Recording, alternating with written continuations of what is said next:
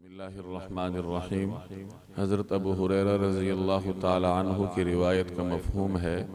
کہ اپنے جنازوں کو لے جانے میں جلدی کیا کرو، کیونکہ اگر وہ نیک ہے تو اسے خیر کی طرف لے جایا جا رہا ہے، اور اگر وہ برا ہے، برے اعمال والا ہے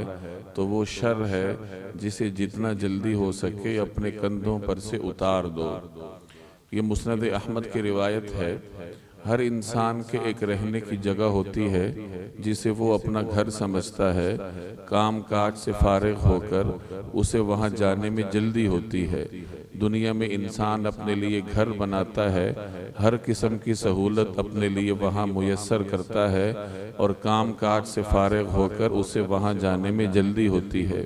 جب انسان کا انتقال ہو جاتا ہے تو پھر اپنے ہی بنائے ہوئے گھر، جہاں اس نے ہر قسم کی سہولت اپنے لیے رکھی تھی، اب وہ اس کا گھر نہیں رہا، بلکہ اس کا گھر قبرستان میں چند فٹ کا ایک گڑھا ہوتا ہے جسے قبر کہا جاتا ہے، اور وہاں اسے کتنی سہولت ملے گی اس کا دار و مدار اس کے اپنے اعمال پر ہے۔ تو انسان جب میت بن جاتا ہے تو پھر اس کا گھر اپنا مکان نہیں رہتا، بلکہ اس کا گھر قبر بن جاتا ہے۔ چنانچہ جتنا جلدی ہو سکے میت کو اپنے گھر یعنی قبر لے جانا چاہیے۔ اس روایت میں یہی ادب بتایا گیا کہ جب کسی کا انتقال ہو جائے، جب انسان جنازے میں تبدیل ہو جائے تو جنازے کو جتنا جلدی ہو سکے قبر کی طرف لے جاؤ، کیونکہ اگر وہ نیک ہے تو قبر میں اس کے لیے سہولیات ہیں، برکات ہیں، اور اس کو سہولیات والی زندگی سے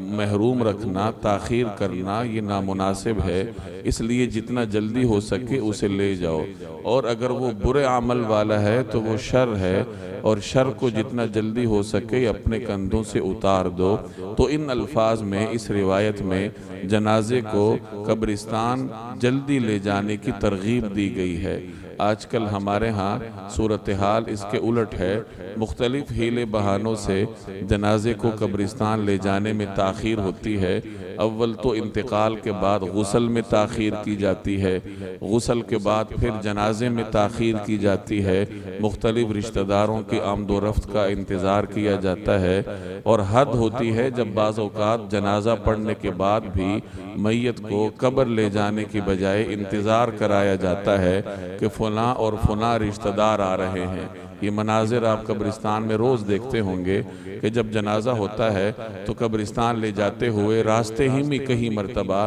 کندھوں سے جنازے کو اتارا جاتا ہے کہ فلاں رشتہ دار آ رہے ہیں، اور پھر جب قبر کی طرف لے جایا جاتا ہے تو وہاں پہنچ کر پھر انتظار کیا جاتا ہے کہ فلاں رشتہ دار فلاں چوک پر ہے، اتنی دیر میں پہنچ جائے گا اور اس نے چہرہ دیکھنا ہے۔ یاد رکھیے کہ یہ چہرہ دیکھنا نہ فرض ہے نہ واجب ہے، بلکہ یہ ایک طبعی چیز ہے کہ اس رشتہ دار کی جانے والے کے ساتھ طبعی مناسبت تھی، تو اس کی خواہش ہوتی ہے کہ میں ایک مرتبہ اس کو دیکھ لوں۔